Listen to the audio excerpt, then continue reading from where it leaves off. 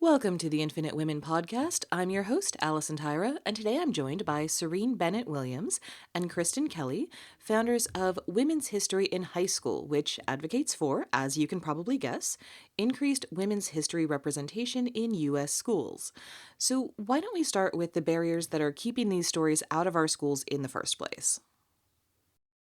There is no federal legislation that says that students have access to accurate history, civics.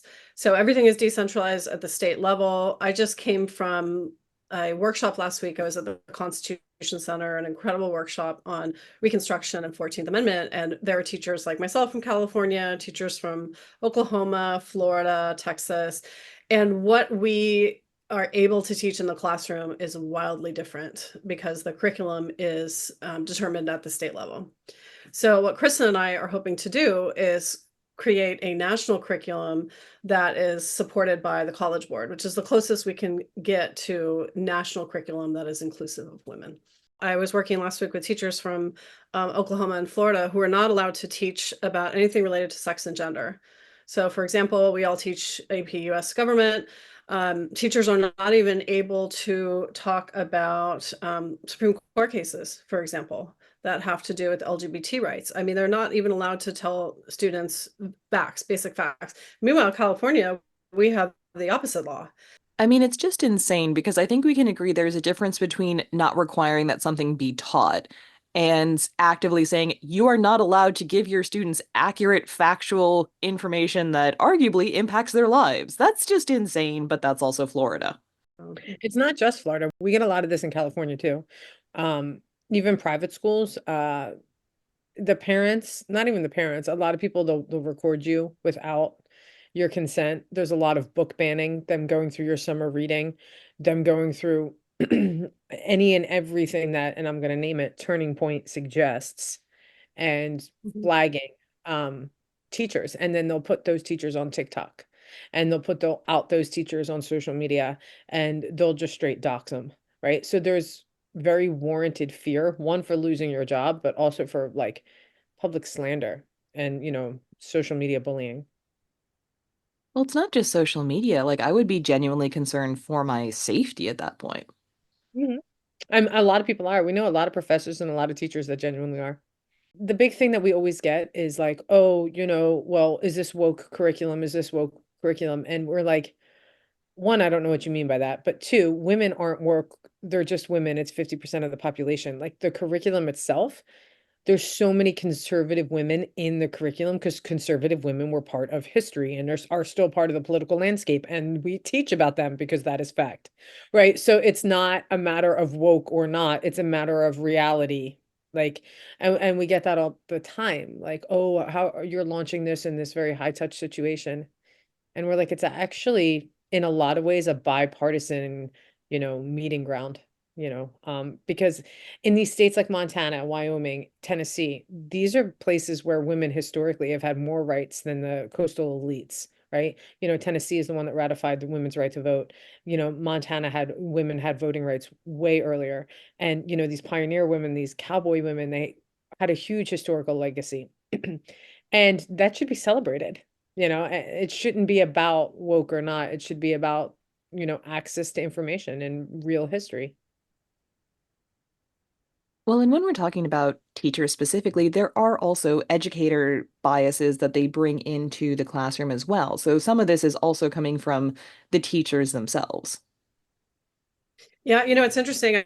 I had a long conversation with a teacher from the Midwest last week who we were talking about the Supreme Court case, Masterpiece Cake Shop.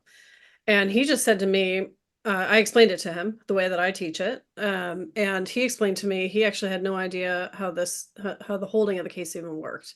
And it made me realize that the state laws are not just impacting the students, they're also impacting the educators. Educators can't get professional training on the LGBT issues, gender, sexuality, the basic law. I mean, we're just talking about precedents here. We're not talking about anybody's opinion or anything. But if they can't understand the basic law, how could their students understand? So what was that court case? Because I don't know that court case. Yeah. So, well, I'll just share a little bit about the conversation we had. So I was asking other educators, do you teach about levels of scrutiny? Which is the way that the Supreme Court, based on the Equal Protection Clause of the 14th Amendment, allows discrimination. So if an issue has strict scrutiny, like race, religion, it's harder for a state to discriminate. Gender, sexuality, or gender, women's issues, for example, has intermediate scrutiny. So sometimes you can discriminate.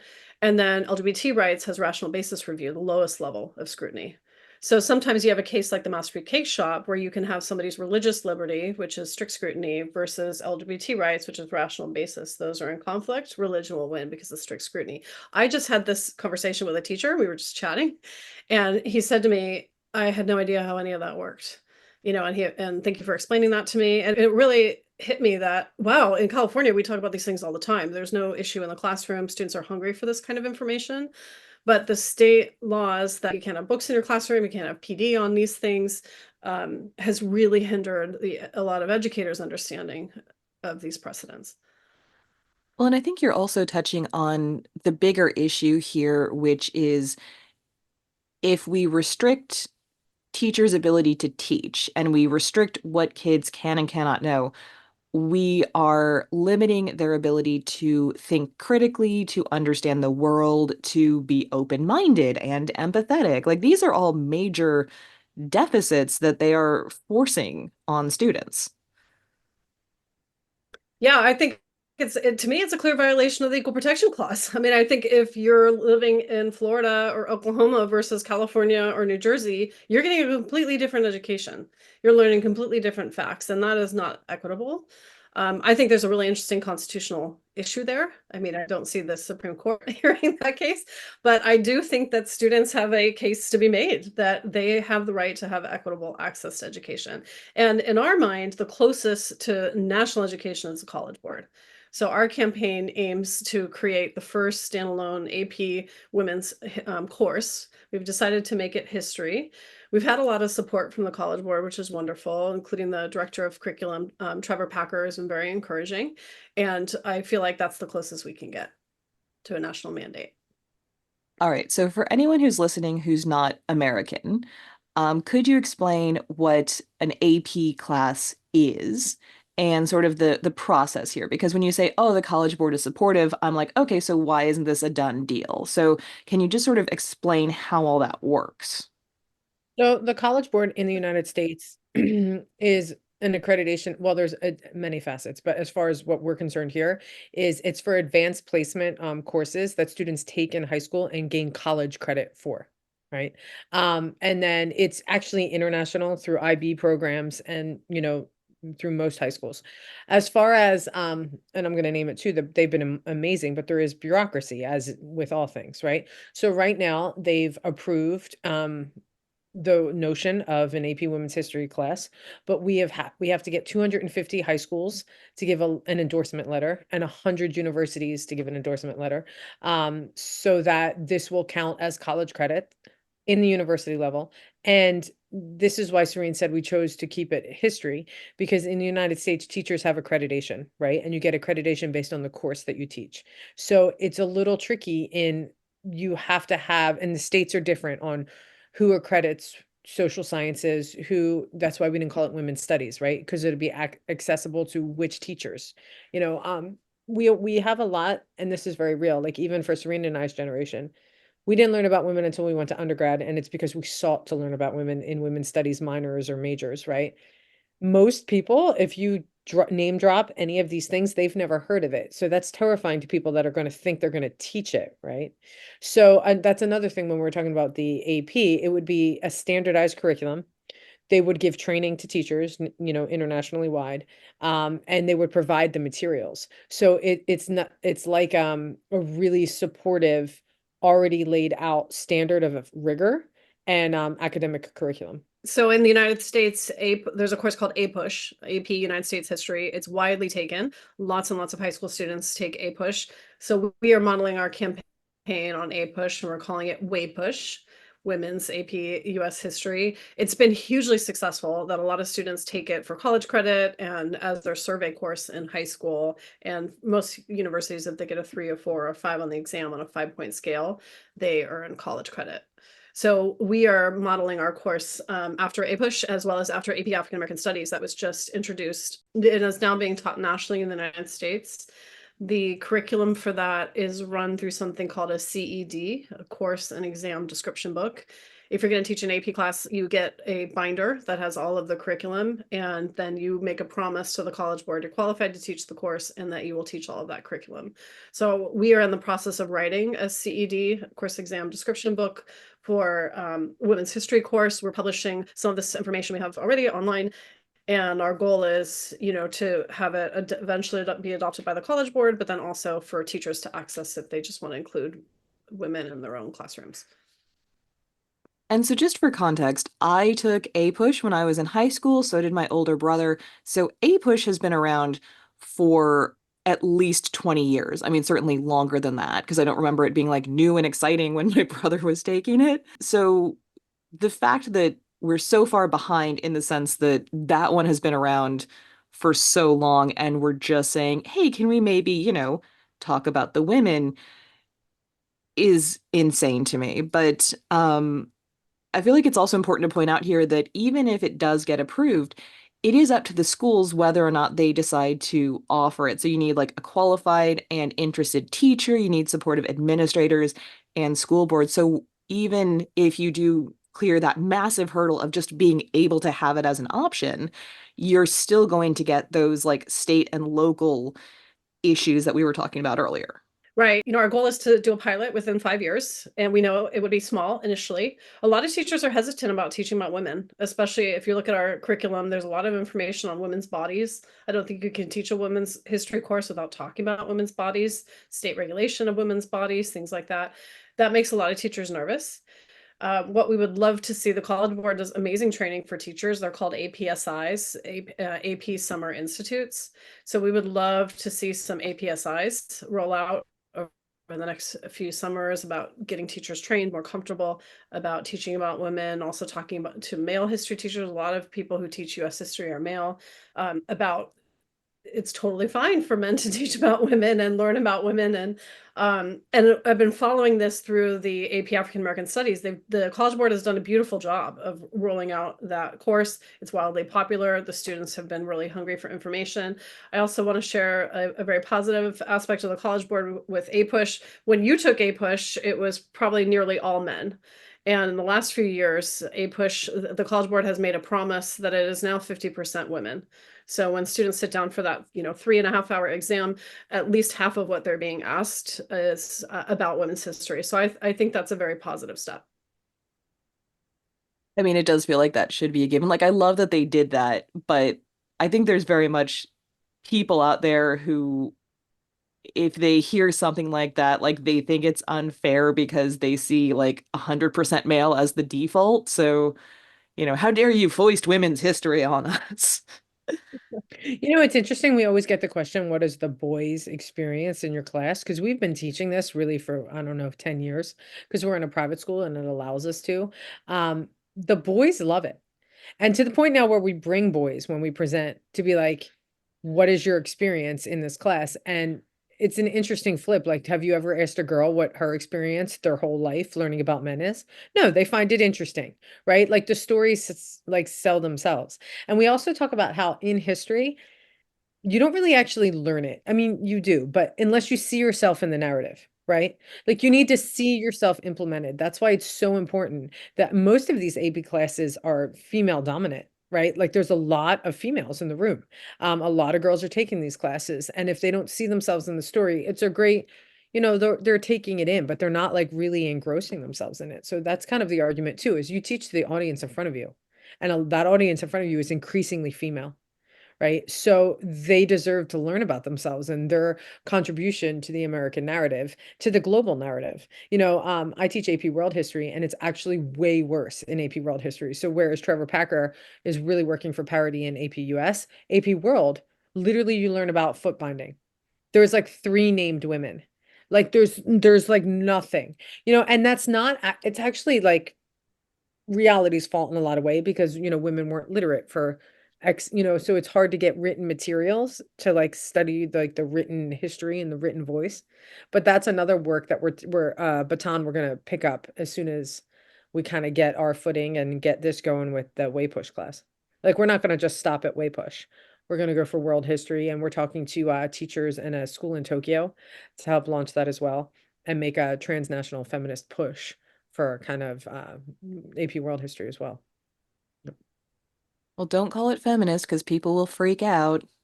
I realized that this summer. So I am an AP reader, so I go in the summer and read the exams that students take. And I was at the AP reading in Utah in early June, and I presented the professional night, and I presented our project, and I passed out cards that said my name and then feminist civics educator.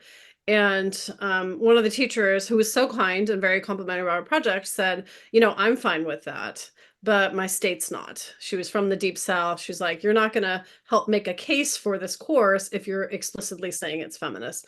I appreciated that advice. I thought that was very helpful advice. Sometimes I get so wedded into my California bubble where I can say feminist, no problem. And then I have to realize how different that is perceived in different parts of the United States. So yeah, we made new business cards that we passed out at the conference last month. And earlier you had said, we wanted to specifically start with women's history because it sounded like that felt safer than just like gender studies. Because I do feel like you would have gotten this pushback from the same idiots who want to take like this children's book that has penguins, but the penguin has two daddies out of school libraries and the ones who are freaking out about critical race theory. I feel like they latch on to buzzwords and like critical race theory. I feel like it's very much how you present it helps get it through the door for a lot of Absolutely. people if you're not triggering them. Right. Absolutely. We are very tentative to buzzwords. We're very tentative to, and the curriculum is all published. Like it's all on the website, right? Like you can link through all of that, the handouts, all that. And we're very tentative toward including that to not anger towards the safety of teachers in those states where this is a very real reality to their livelihood. We purposely, and it's interesting because we were talking to AP African American Studies teachers who at this conference and how they have to do it because of all the pushback they've gotten from that course. And, we've modeled this campaign after that, except for we're grassroots.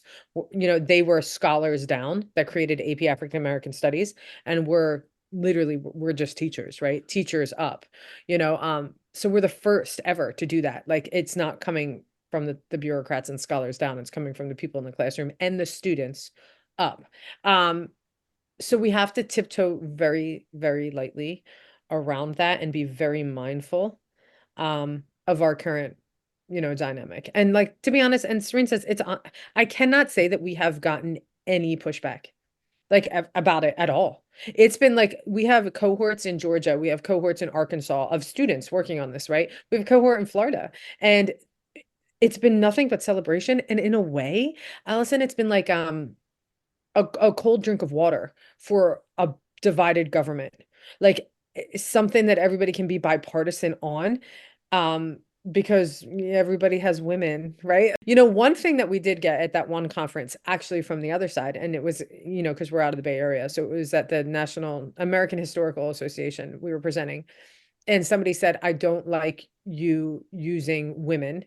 You need to say, what did they say? Female presenting or female at birth, female at birth. And we were like, so this is exactly why we're not doing women's studies, because actually these women identify as women. Like it's right. So they don't identify as female at birth. Like Pauli Murray didn't even identify as that, right? So we're actually calling them what they identify as. So we don't want to get into the muddy water with this on any side. Like we want it streamlined.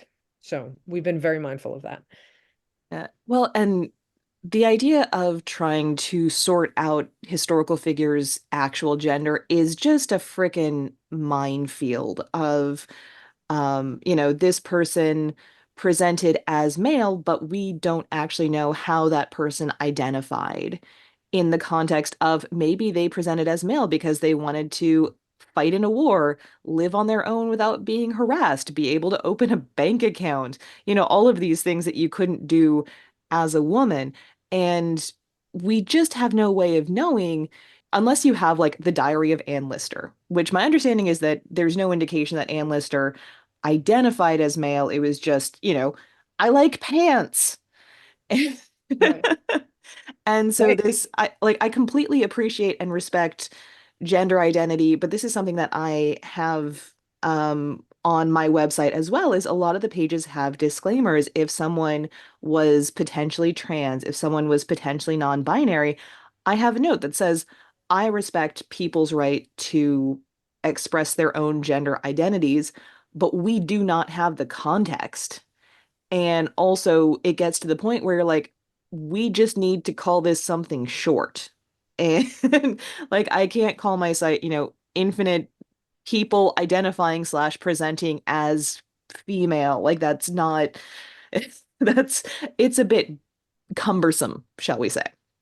Yes. Yeah, I think we need to know our audience. I mean, we're talking about, 9th through 12th grade students, most of which have never studied gender and sex and sexuality and things like that. So we want to make it accessible to students. And I mean, I've been following this situation with the Olympics with the boxer. And as I've been following this horrible situation, it's really made me realize the vast majority of Americans have very little understanding of sex and gender and intersex and trans people who've always existed in the United States. And just watching this terrible discourse play out has been, so obvious to me that our students are now hungry for that information. So they're getting it on TikTok and through social media and things like that. And they are not getting it in the classroom. So I think calling it women's history, it's grounded in documents. If you look at our curriculum, it's extensive primary sources and secondary sources by scholars and things like that. So, we don't want to get bogged down in fighting over what is a woman and things like that at the high school level. And so we want to call it women's history. But if you genuinely study women's history, I mean, you go back to, the 18th century and you're studying public universal friend and genderless beings. And I mean, it gives you such a robust understanding of sex and gender and things like that through a historical lens. And through intersectionality, like when we talk about the Native Americans two-spirit, right? That's a big thing too. And that's validly part of American history, right? With the Lakota and all of this. So like we include that. Those are Americans, right? They're Native Americans, so that, when we talk about this, we're like, no, we tell the truth when it is historically accurate and culturally accurate, right? It's not like it's in it's not like we erased those aspects of American history. We're very excited to talk about them, but we put them in the context in which they have portrayed themselves. And so, just for context, for anyone who's not familiar with the boxer at the 2024 Olympics situation, the Algerian boxer Amani Khalif is a woman. She, I believe, may have slightly elevated testosterone levels, but assigned female at birth. This is not a trans person. This is a cisgender woman.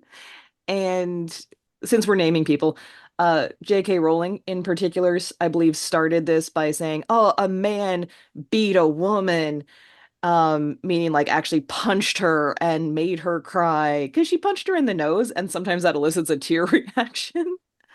There is also the racial aspect of a non-white woman hitting a white woman and accusing women of color as being mannish. And so there's a lot to unpack there. And I agree, like that is, I feel like gender studies is not the same as women's studies, but they've been conflated because there is so much more to discuss around gender than there was, at least in the public discourse, say 50 years ago. Obviously, non-binary and trans people existed long before that, but we weren't really talking about it as much. But so it is interesting how people just conflate anything about women with more complex gender conversations. Yes. And we are 100% trying to navigate those waves as they come in, and they're actually coming in from both sides, right? So the goal is to make this course accessible, and to teach students, one, what they want to learn, right? That's the other thing. We're in a generation where the students are taking, they don't have much trust in institutions, and why would they, right? So particularly after COVID, this post-COVID classroom, what that looks like. We're all rebuilding internationally, and these students have agency. They're struggling with literacy, right? Because of the iPhone. So we have to meet the students where we are as teachers, and that's through engagement and dialogue.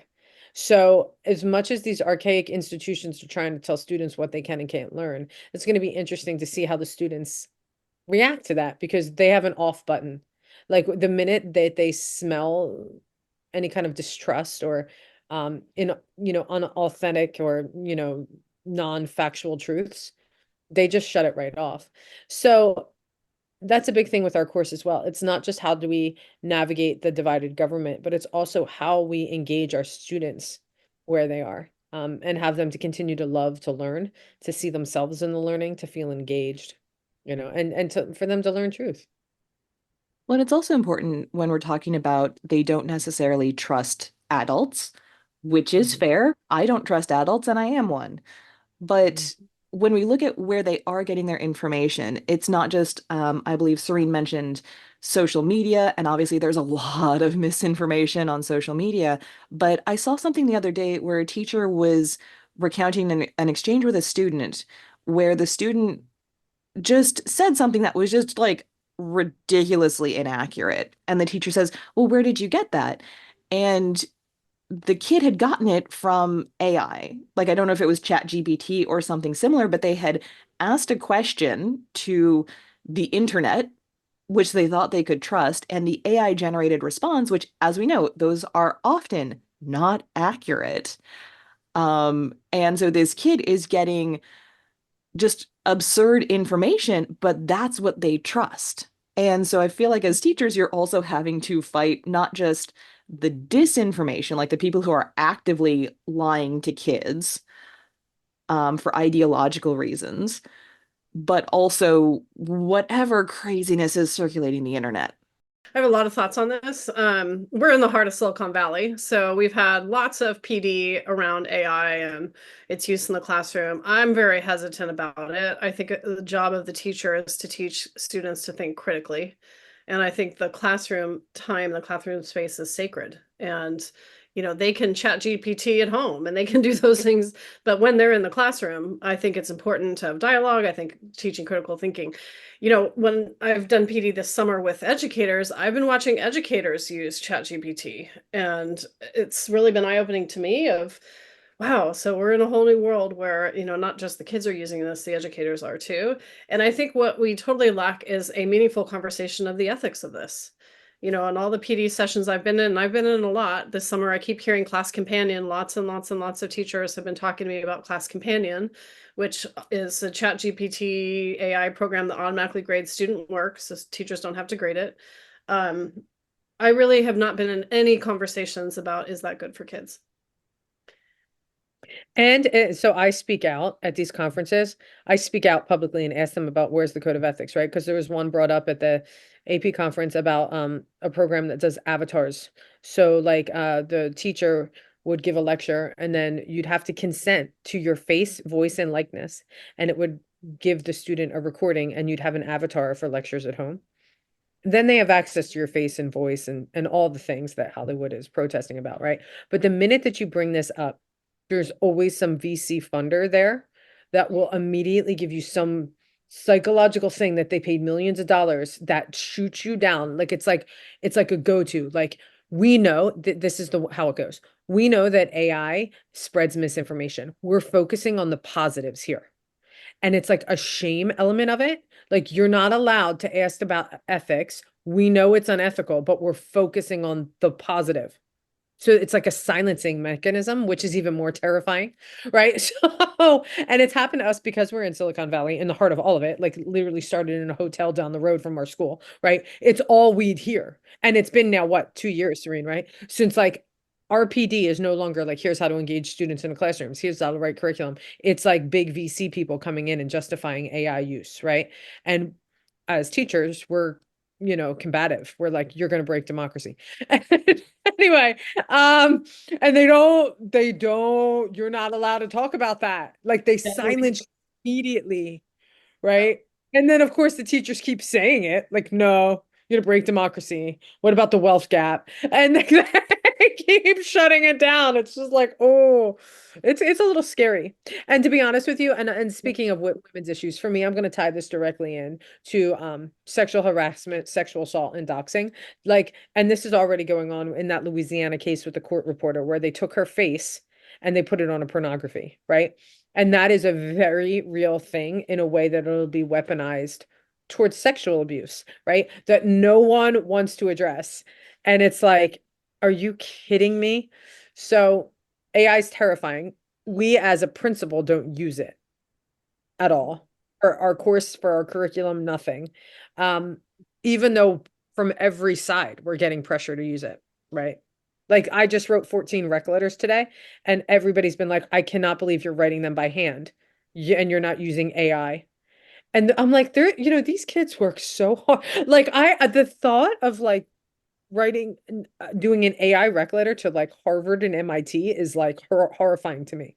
But most teachers, they're like, if you can't beat it, join it mentality. Well, the moment you said this will provide recordings of our voice to students, all I could think was how much that opens up deep fake Yeah. potential. Huh? And, next thing you know, a kid is claiming that like you said something horrendous because they were able to use that sample of your voice to create a fake recording, and it just makes it impossible to know what's real and what's not. And that's the larger problem that we've been talking about. Um, so when we're talking about, we're starting with women's history, but the biases that are seen in classrooms go way beyond history, obviously. Like even children's workbooks have shown gender biases, where like you'll have like a math book where it's talking about, this boy is working out and this girl is going shopping. And looking at the disparity in who writes the books that we make kids read. So obviously, as you said, this is a bigger project. This isn't going to stop with Push. It is going to keep going. So in your dream world where you have endless time and energy to make all of the courses that you want a reality, what is your fantasy list? My fantasy, well, and I can only speak to social sciences and kind of, I was a religious studies teacher. That's how I started. And I would love to see a transnational movement through education of learning about not just women in American history, not just women from a Judeo-Christian background, but from a diverse, like, where are the Hindu women, right? Where are the Buddhist women? Where are the Muslim women? What does Islamic feminism have to say to this? Where are the movements on the ground in animism, in Shinto, in Korea? I really, really, my heart has always been in transnational history, transnational feminism. So that's kind of my goal, is to start in America because we're American, and then really move to find documents and find women's presence, even if you don't have the written voice, the oral tradition voice. That's kind of my wish. And we've been starting to dabble in that a little bit on the website, and that's kind of, we're going to continue to build that out as we go along. I'd also love to see seminar courses, semester-long seminar courses that students can opt into. Lots of schools are already offering these, but I would love to see that nationwide, that all students have access to taking a semester of women's studies, women's history in some way at their school. I would love to see a national course on women in the law. It's been really apparent to me that most people have a very poor understanding of the US Constitution generally. In the United States, we don't spend enough time on civics education. There's been a really significant decline of civics education. There's lots of groups that are bringing it back, which is awesome. They're doing amazing work. Constitution Center is fabulous, iCivics. And I would love to see students have access to a course on women in the law. Women are not mentioned in the Constitution, so it takes extra effort to explain how they're protected by the Constitution. And anytime I've taught that to students, I've taught it for decades now, they find that really fascinating. And so when we're talking about what you are specifically mentioning in the classroom, um, as you said earlier, the AP US history is now meant to be 50% female, but you're also threading women's history and women's issues into other courses that you teach on top of the required curricula, so that you have that as a baseline. And as an instructor, you are then choosing to say, oh, but also here's more information than what I am required to tell you. And so when we're talking about educator biases, this is one that I am completely on board with. So can you tell us a bit about how that works in the classroom? Well, first of all, we all, as any teacher, we all teach to what we know, right? Um, and we know women, we are women, but we have also studied women. And Serene and I, let me give you some context. The reason we started like, working together is we would lament. I was teaching gender and religion, and she was teaching women's history. And we would lament how there was no textbooks, right? Well, especially for me, and how I was taking my graduate school materials and distilling it down. It's hard for the kids to read. This was like 15 years ago almost, right? And they were like, we should have a combined course and we should, teach religious studies and, women's history from this. And from that on, we started building binders for materials. So an additional like here's the Combahee River Collective. Here's, all these materials about women, Anne Hutchinson and antinomialism and this ideology of pragmatism that starts with this, Puritan woman. All of these things, we started to just literally create a little reader like you would in a graduate school class and adding it. So that's kind of in a practical way how we've done it. So we literally say, here's the textbook and here's in-class materials.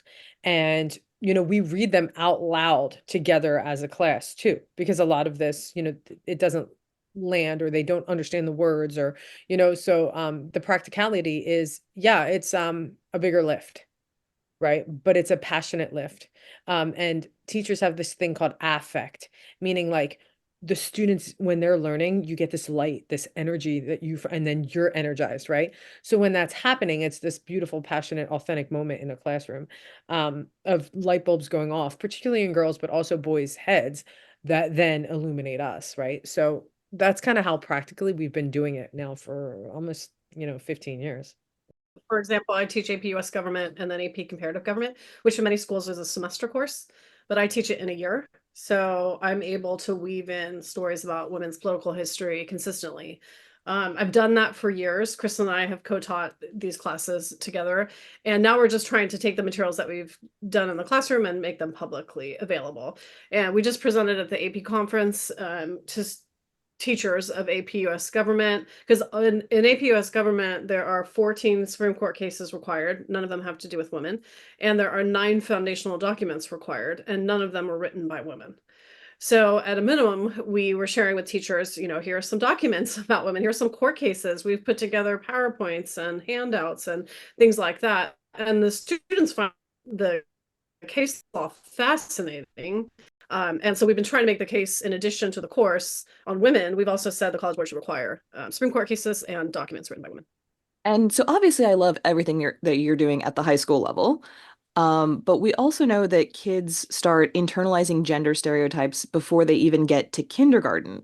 So by the time you've got them at, 16, 17, 18, the ages that they're usually taking AP classes, that's a lot to unlearn. So what would you recommend for teachers and administrators who are working with younger students?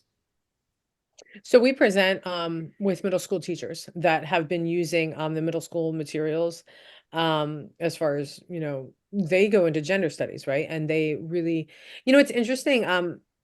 I'm a Girl Scout troop leader, and for their Browns Award, I had them analyze middle school textbooks and the presence of women versus men and the ratio, right? As they were doing their hours. And to be honest with you, in the public schools, at least in California, there was a lot. There were a lot and more than in my AP World textbook, in that my AP Gov textbook. And it was interesting to see like, oh, like you actually, it's not just like, hey, here's Women's History Month. Like, at least in California in the textbook, women are present in a lot more ways than in my high school, textbooks. So I definitely think we should hit it younger. That's definitely part of our tasks and our dreams to like get, and we've had this conversation, remember years ago when we were at Notre Dame, right, Serene, where the K through get it in, TK, right? That was also triggering with the like, oh, you're pushing your agenda upon tiny children, right? That's a huge thing, right? So, um, but as far as history and teaching women's history, it's very accessible in middle school. It's very accessible in elementary school, right? Like I learned about 5 women my entire K through 12, right? Helen Keller and, Harriet Tubman, like really, like we all know the same 5 women. Um, the kids want more women, right? They want more people, they want more stories, right? So I think it's doable. And I think in a lot of places it's being done. Again, going back to Serene's argument about states versus federal, it depends on when and where and how. And the teacher in front of you, and if they themselves know it or have an interest in it. Yeah, I think it's essential. And I wish I was a highly skilled early childhood educator, which I'm definitely not. And Kristen and I have been at conferences with very, very gifted early childhood educators who are committed to including women in the K-12 classroom. And I've seen them do beautiful work. So it's not something that I feel like I have a particular skill set on, but absolutely it's essential that it should be introduced at a much younger age. I also, as I've come to study women's history deliberately, rather than just, incidentally you learn things, I've also been really surprised by how much is left out of the stories. So like you mentioned Harriet Tubman, I don't remember learning that she like fought in the Civil War and she was a soldier after she was working on the Underground Railroad with Marie Curie, I would say is another one that we all know. The Nobel Committee didn't want to give her her first Nobel Prize.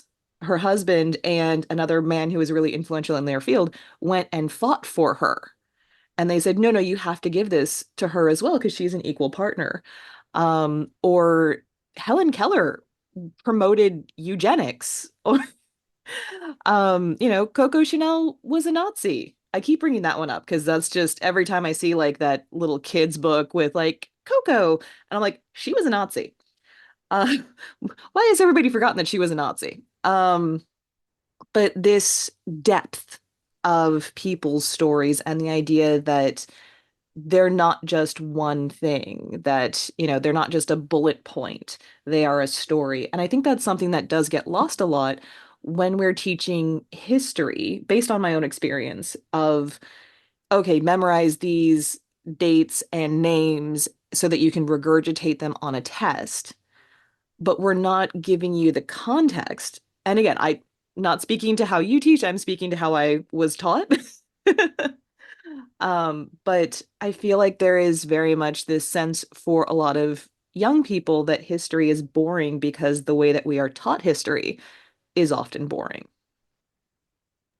Yeah, we talk about this a lot too, that history needs to be taught without a filter.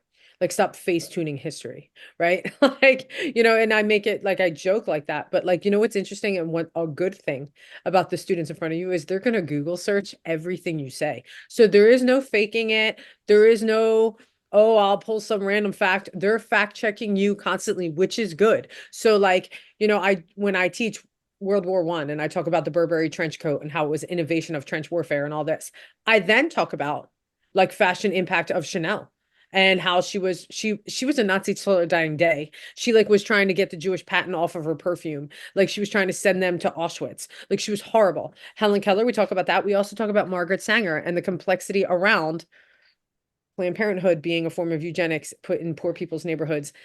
And her speaking at KKK rallies and these types of things, and at least where we are, and we have the benefit of this, like if we don't teach about that, you get the hand.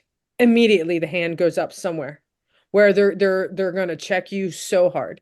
So that's in a way where I love this new generation of we're not just gonna be indoctrinated. That's also a Bay Area. I understand that. Um, but I 100% am for teaching real history, right? Like, being from Philadelphia, I talk all the time about how UPenn published a paper that, George Washington would do vivisection on his enslaved peoples and rip out the teeth that were straight for his own dentures, right? And that was just published, right? Like, these are things I wasn't taught, but UPenn just published it, right? So it's like, yes, he was our first president. He was a revolution. He had all these amazing things. He also was a kept man and was supported, he's a trophy husband by his wife's money, right? So, the trophy husbands of history. So was Muhammad with Khadijah, right? In Islamic history. That's all true. What's funny about this is whenever we talk about that, that's what the students love because they view this as historical gossip, even though it's true. And they get like this, like, oh, we're talking real now, right? So it's interesting if you want to like hook your kids, say Coco Chanel's a Nazi. Say the truth that, Margaret Sanger talked about eugenics and here's the warts. Talk about the warts because the warts are like those little hooks because that like validates your authenticity as a teacher and an educator. Well, and I think we're getting back to that question of people, like young people don't trust adults because adults lie to them. They sanitize things. And so when you are honest with them, that switches that paradigm. And I should also note when I talk about like my experience learning history, I remember at least one teacher, I think it was my sophomore year of high school. Um, he had basically been hired as a track coach, but they also needed him to teach. And so I don't think that teaching history was actually his primary focus. And he basically just taught us straight out of the textbook, right? And we were talking about the Byzantine Empire because it was world history. And he said that this was the only successful theocracy in world history, which of course is not true. But that's what the textbook said. And so I, being the nerd that I was and am, raised my hand and said, okay, but what about Henry VIII? Because he created the Church of England. I love that you're both nodding at me and it's really giving my like teenage nerd heart, like, yay, the teachers approve. He did not. So I raised my hand, I asked about Henry VIII.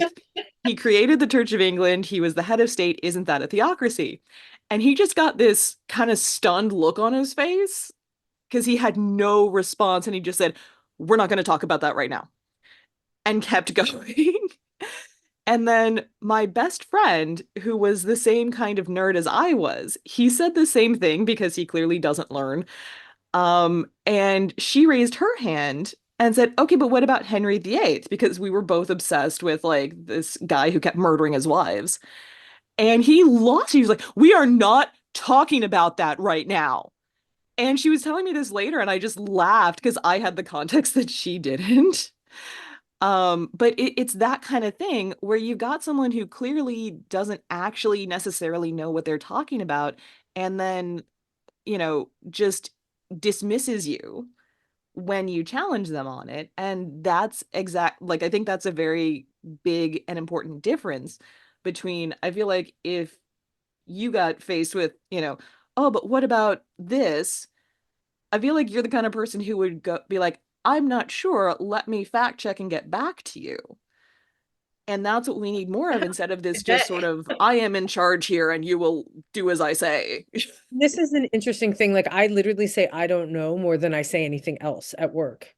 Like, you have to be secure enough to be insecure, or you do not resonate.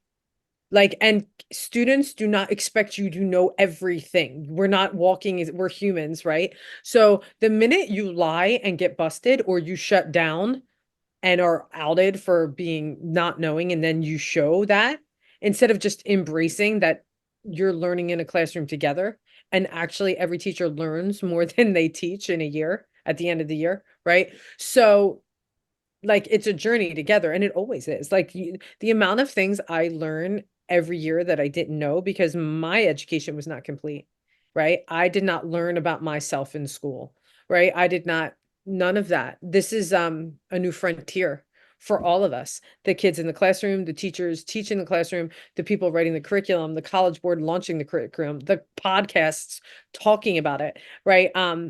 That's why, and we have to be very real in, we're shaping it and we're going to learn as we go. And it's an all hand on that crowdsourcing type of experience, right? And the more the merrier with accurate history, right? And if I don't know it, I'll go read about it. And that's what a lifelong learner is. It happens every day. I mean, every day in the class, students will ask an interesting question about, like recently I had a student ask me, she was looking at the Constitution and she was in Article 2 on the president, and she saw that it said he. And she said, well, if it says he, can we have a woman president? Would we have a court case challenge? And I was like, what a fantastic question. I don't know. You know, I mean, it happens every day. And I think it's so true what Kristen said about you just have to be comfortable enough with the unknown. And, you know, there are some things that we don't know, open questions and then facts. And, you know, teaching now, just like Kristen said, they're fact checking your lifetime. So being honest with students is so important. The other thing that I noticed, I have two teenage daughters who, you know, are on social media and reading TikTok and things like that. I mean, they're coming in and they're asking really nuanced, detailed questions on sex and gender that I don't know. And they're using language that I don't know. And I think that we need to really meet kids where they are. You know, teaching media literacy is so essential, and it's changing so quickly. Yeah, that's a big part of our course too, is, you know, wrestling with questions about people in history that we don't know. I like to say, and I joke, that it's really like an entitlement to think that you know everything, because no one does. And like the minute you think you know everything, you stop learning, right? So I talk about that, like that's a huge, ridiculous, absurd privilege that's inaccurate as well. And one of the things that I love about learning environments, especially when we're talking about history and sociology and that sort of thing, is there is always a connection. So when you mentioned this student who was saying, it says he, does that mean women can be president? There was actually a court case in Canada called the Persons case, which I don't know if you're familiar with this, but basically five women who became known as the famous five, they were all eugenicists. That's not relevant, but we have to mention it. It was called the Persons case because they took it to the Canadian Supreme Court and challenged whether the word persons applied to women in the context of persons who are eligible to be senators. And the Canadian Supreme Court said, no, women are not persons. And so they appealed it to the Privy Council because at this point, Canada was still part of like the UK empire. And the Privy Council had to say, no, women are people. And so that was the highest court in the land at the time. But the Canadian Supreme Court said, no, women are not people. So your student might find that interesting. But this is the thing, Yeah. when we're talking about any question you might have about the state of being human, there are stories about women that relate to it. So, in addition to what we've already discussed, what are other solutions that you would like to see or that you are seeing in terms of positively changing how we teach children about women and women's history?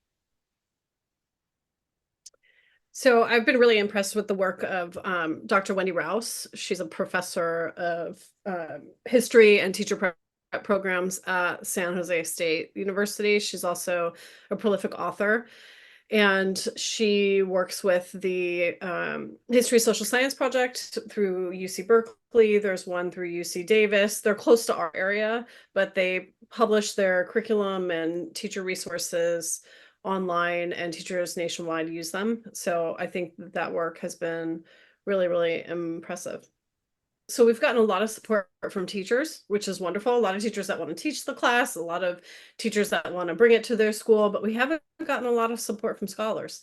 So I would love to see increased partnership of women's historians. We've had words of support sent to us, which is wonderful. We've published them on our website, but we haven't had a connection, a really strong connection between scholars and K-12 teachers. So I would love to see an increased partnership between the people that are writing the books, you know, also people like yourself that are writing the books, and then people like me that are teaching them. To find out more about the campaign and what you can do, go to womenshistoryinhighschool.com, and I'll also include the link in the description. Join us next time on the Infinite Women podcast, and remember, well-behaved women rarely make history.